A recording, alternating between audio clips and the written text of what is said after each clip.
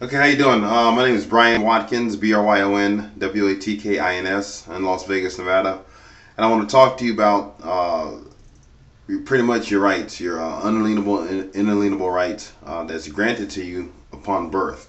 That's what our founding fathers believed. That's why they wrote the Declaration of Independence, followed by the Bill of Rights, which is also the Constitution. They believe this staunchly due to all the writings and stuff that they've read in throughout their lives. For example, Thomas Jefferson was a firm believer in freedom. That he traced the idea.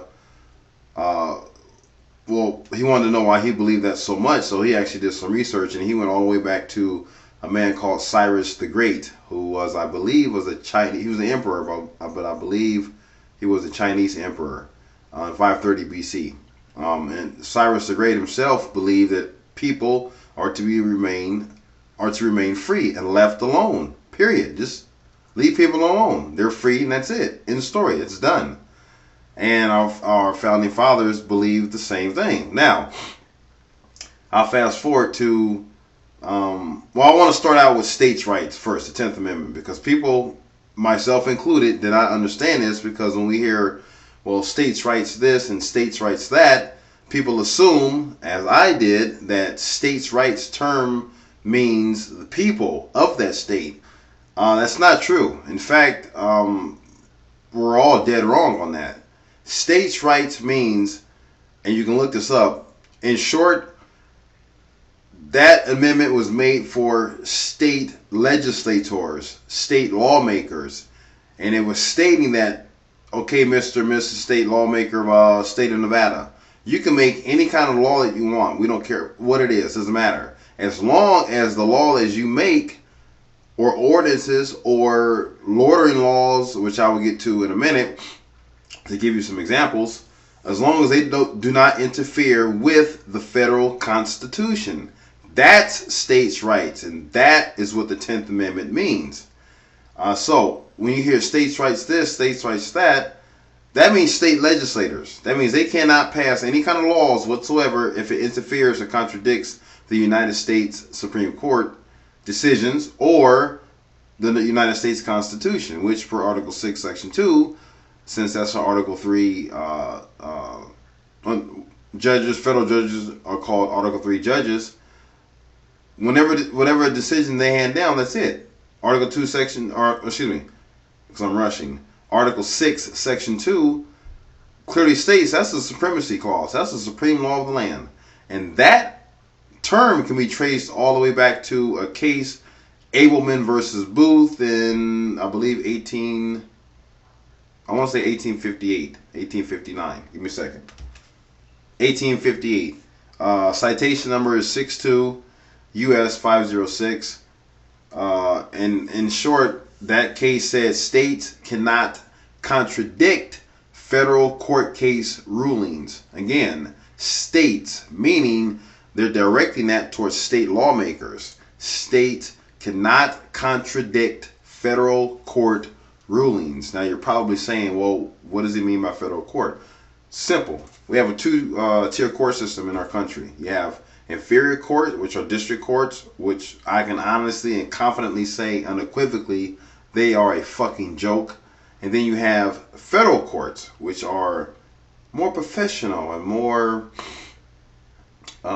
well-spoken, well-mannered. And most of all, they do enforce the Constitution, which district courts do the same, but they don't know nothing about that, because a lot of them are just freaking dumb. And I hope they hear this video, because I don't care. Anyway, you have the inferior courts, which are called Article 1 courts. Article 1 courts from Congress give states the go-ahead to erect district courts, but even district court decisions cannot contradict federal court decisions, and we know they do that all of the time. Now, federal courts are state Supreme Courts and the United States Supreme Court. Those are federal courts.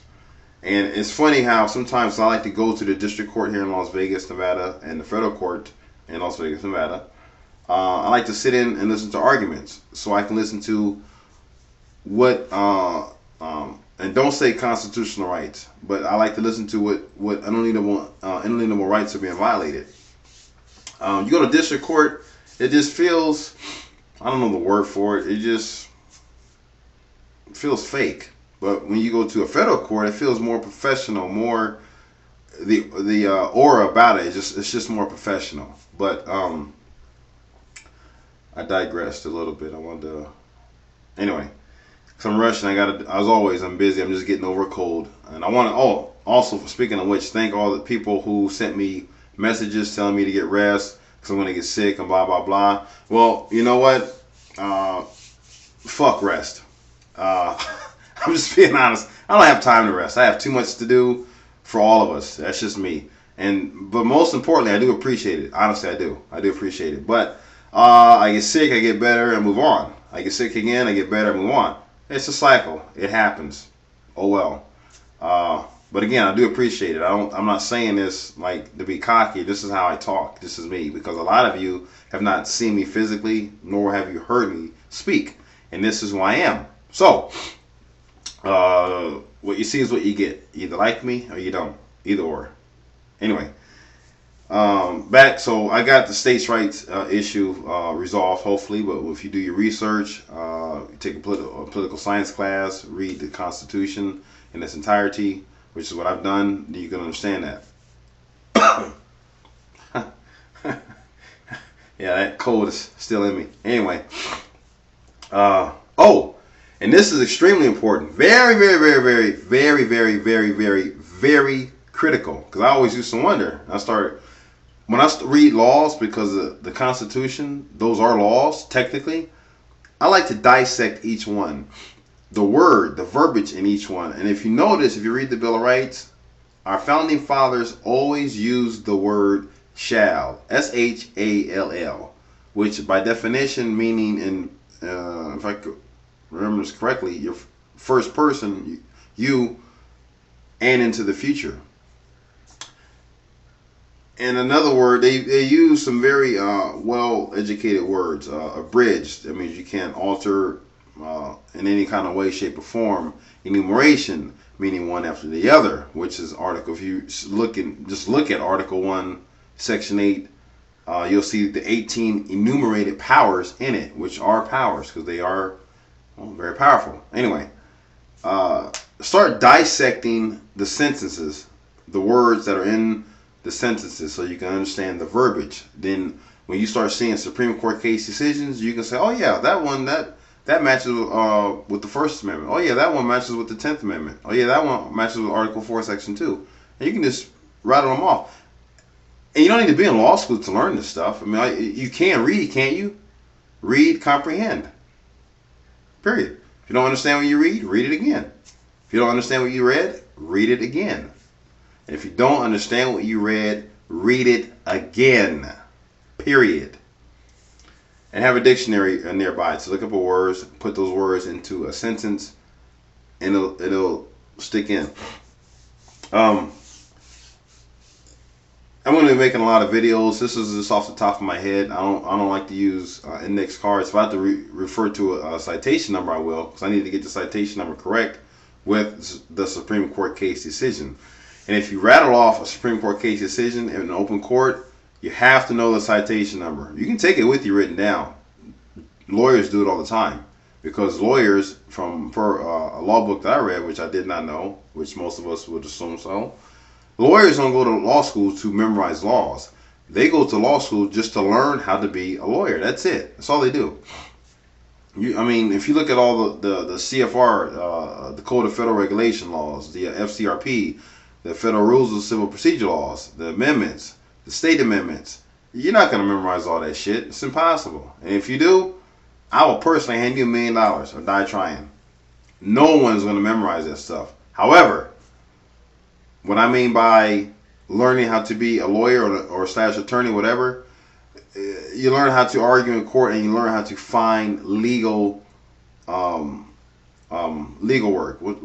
I'm trying to say, I forgot. But anyway, you learn how you learn how to navigate through the justice system, so you can find the proper legal verbiage that you're going to need to handle whatever case it is that you have to handle.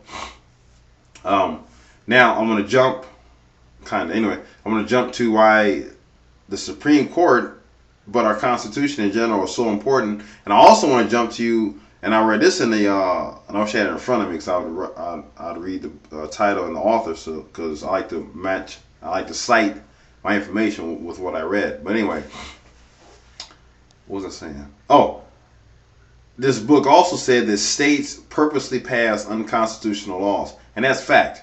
Period. I give you one example. I was riding my bike on the sidewalk recently here, a few days ago, and the Las Vegas Metropolitan Police on his bullhorn, well, you can't be on the sidewalk, it's illegal, blah, blah, blah. I did this on purpose because I wanted him to pretty much approach me. But I turned like this to acknowledge that I saw him, and I kept right on the sidewalk. So he pulled me over. He wasn't an asshole, which is cool, as neither was I. He told me, you can't be on the sidewalk, and I asked him, I said, respectfully, I wasn't aware of that. Because I wasn't lying, because I'm not. I also said I see a lot of other bicycles on the sidewalks, which I do. That's not a lie. And he goes on, yeah, but it is illegal. And I said, well, for future reference, do you mind divulging the NRS code to support that? He couldn't give it. Now, if there is an NRS code, he couldn't give it, and I have yet to find one. But I did find this, and I told him, because per the Las Vegas Municipal Code, Section 11.40.180, Sections Alpha and Bravo, and Sections A for Alpha states that you can't ride your bike on Fremont Street between 7th and Main, and on Bravo, B section, you can't ride your bike on a sidewalk if the city engineer rules it unsafe. Meaning they have to have that sidewalk cordoned off if it's being construction going on, and they have to have a sign erected saying no riding on the sidewalk. And I've never even seen one of those signs in all of Clark County. Maybe they have it in Henderson, which is a suburb adjacent to Vegas, or Mesquite, whatever. I don't know. But I'm not riding on the street anyway. It's too dangerous out here. And if you live in Vegas, you'll understand what I'm talking about with all these drunk drivers. But anyway, I'm going to show you how powerful the Supreme Court really is. Federal courts really are, actually, as opposed to district courts. Now, this I'm going to read. Where am I? Give me a second. Oh, okay. 14th Amendment. Oh, this is important. This is extremely important. Hugely important. The Constitution, and I didn't know this until a year ago, and I'm 41. The Constitution, the Bill of Rights, originally, it wasn't meant for the people, the regular citizenry. It wasn't. I didn't know that. The average person would think it was, but it was not. It was meant for the federal government. Hence, here comes the 14th Amendment. I don't like the fact that they use the word citizen in the 14th Amendment, but I get to that topic at another date. The 14th Amendment incorporated the Bill of Rights to the people. Originally, I'll give you an example. 5th Amendment, as we all know, eminent domain.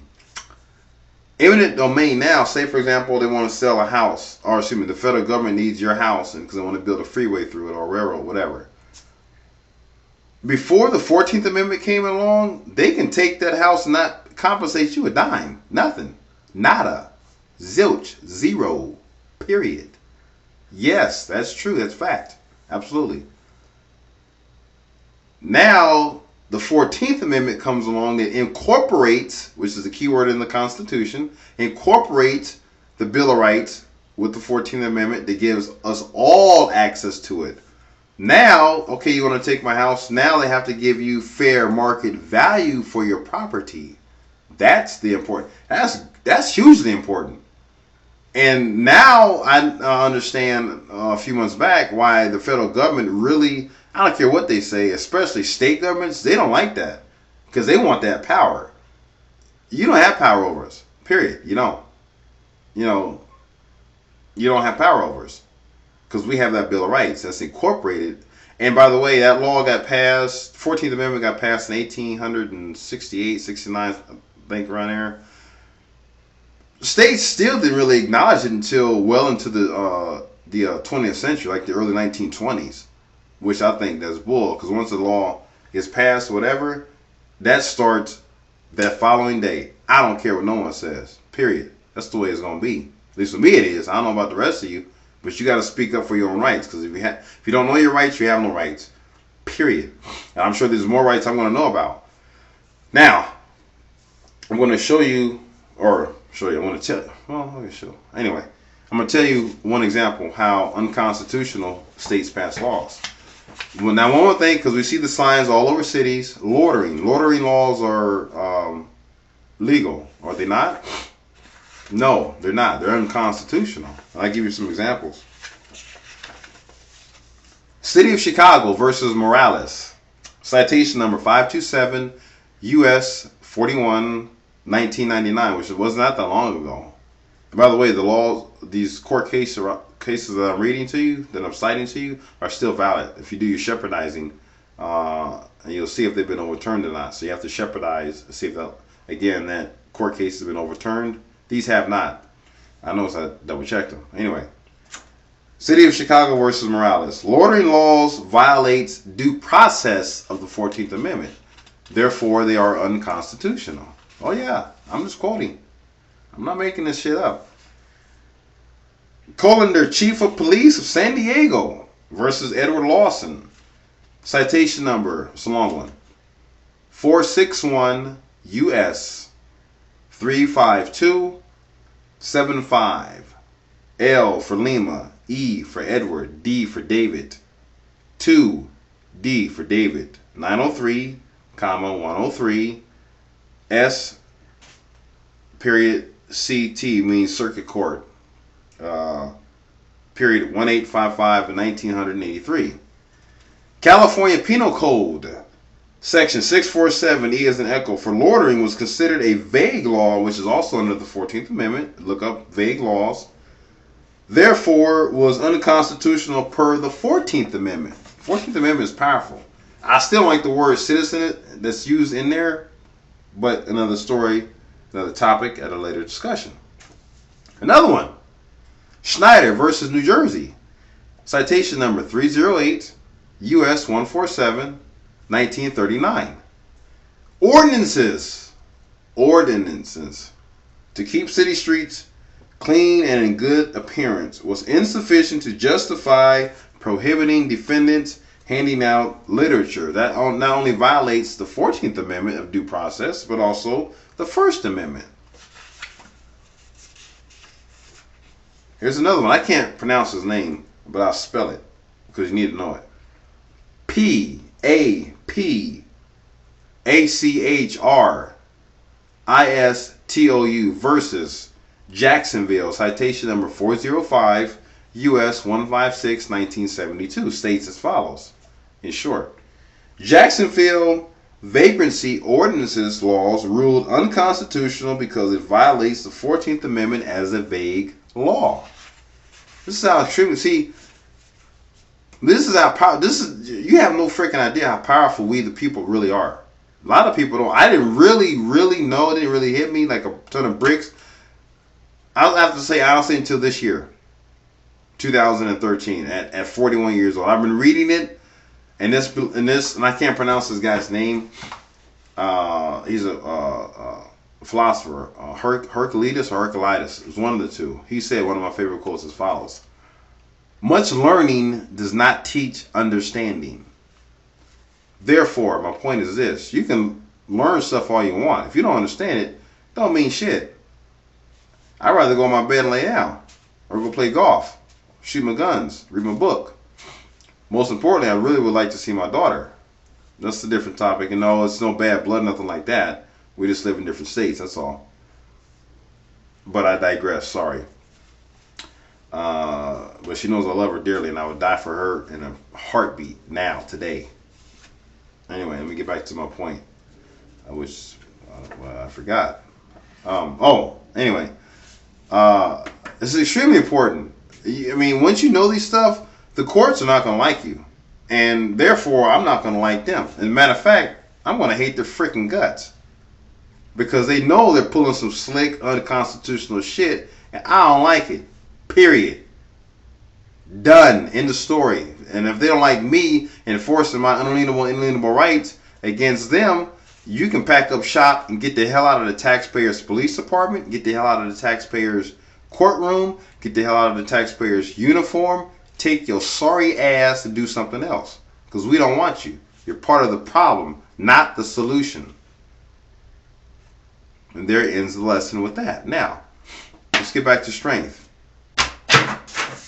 Now, I'll give you another example how so very, very, very, very important mentally to know that the 14th Amendment incorporating the Bill of Rights is this.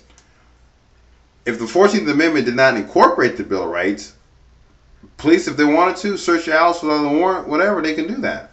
Because it only applies to them. Federal governments. They're a local federal government, but, okay. Again, you see where I'm going with this?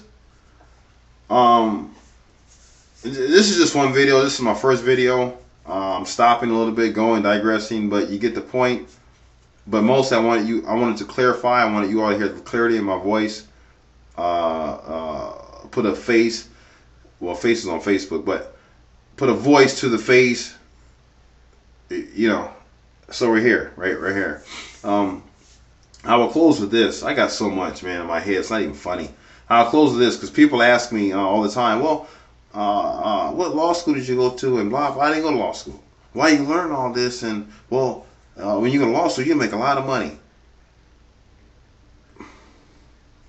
Don't ever fucking say that to me. Ever. Because I get tired of hearing that shit. The people who really know who I am, they understand. Don't mention money to me. I freaking hate that. I hate money for the most part. Don't mention that shit to me. This is not about money. This is about doing the right thing for the people. Helping those who cannot help themselves. Protecting the innocent. Right here. Protecting the innocent against bullies. Tyrannical bullies like government. They're tyrannical bullies. Or bullies in general. That's my job. And I honestly, vehemently, unequivocally, without a doubt, strongly and staunchly believe that's why I am on this earth. I'm in the second phase of my life, and I really believe God wants me to do this. I really believe that. And no one will ever change my mind. Never. It won't happen. It won't happen. As far as getting rest, I can rest when I'm dead. Then I can look up, look down, and say, okay, well, I did my duty, God, so let's go play golf or have some fun, whatever. I'm gonna do what I can do, the best I can do. I'm lucky at 41 I got all this energy still, because I have the same energy I had now as I did in my 20s, which is rare from what I understand. Anyway, I'm gonna end this.